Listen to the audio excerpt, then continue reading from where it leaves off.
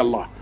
ساعة ترى منهج الله تبقى اتقيت المشاكل. ولذلك احنا قلنا ايه؟ فإن له معيشة ايه؟ اللي هيسيب الماء يبقى له معيشة ايه؟ ما تفتكرش بس ان التقوى هتتقي النار، لا، اتقي المخاطر والمشاكل اللي تنشأ من مخالفتك لمنهج مين؟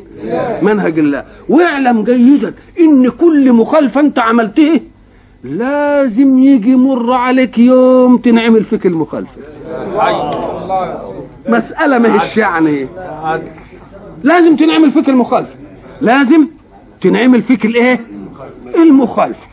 فان كنت مش عايز تعمل مخالفات ما تعملش ابدا اي حاجه. ولذلك نسيت اقول لكم هناك في الاكل بالباطل ان من اكل بباطل جاع بحق.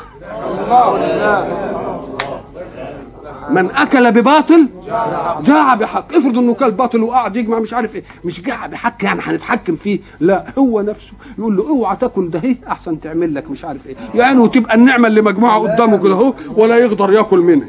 وبحق ولا مش بحق؟ يبقى قدامه كده هو وعمال وخدمه رعيانه اتباعه عمالين ينعموا كده في النعمه وهو ايه؟ نقول له انت اصلك لازم بقى خدت حاجه بايه؟ خدت حاجه بالباطل. فلازم ربنا تبقى قدامك كده ومالكه. لا، لو لم تكن مالكه ما كانتش تبقى في نكايه، انما المهم ان تكون مالكه. يبقى من اكل بباطل يبقى يعمل ايه؟ رجوع بحق. خلاص. ومن استغل وسيله في باطل أراه الله قبحها بحق. أراه الله قبحها. اللي بفتوته وظلم الناس لازم يجي له يبقى يوم ضعيف. اللي وسطها زي الميه وبترقص لازم يجي لها يوم وسطها يتيبس. اللي عماله تدل كده بان عينها جميله وعماله تطوح بها الناس لازم هتيجي في يوم تبقى تعمى بها.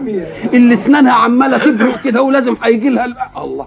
يبقى كل واحد افهموها جيدا، كل من اكل بباطل سيجوع بحق. واعمل لستة قدامك للي تعرفهم كده.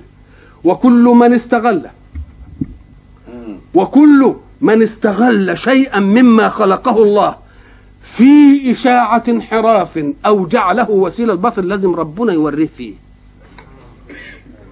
وانا عايز الناس تعمل لستة كده لكل المنحرفين عن منهج الله، تعمل لهم كده كل واحد في حاره عارف ده بياكل منين وده شغلته ايه وده شغلته بتعمل طاعه ولا معصيه، ويأيدها كده ويقول لاولاده دي اصله كان كذا كذا كذا وده كذا كذا كذا كذا، وبعد ذلك يرى خواتيم هؤلاء.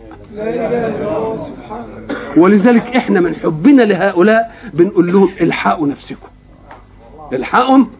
نفسكم ولن يخدع الله في انكم تجمعوا مال من حرام وبعدين قال تعملوا به صدقات، لأن الله طيب لا يقبل إلا الطيب.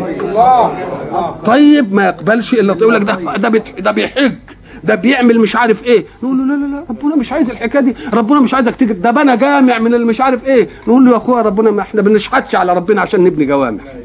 أيوه، خد أنت مطعم طيب ولا لكش دعوة بالحكاية دي خالص. مفهوم ولا لا؟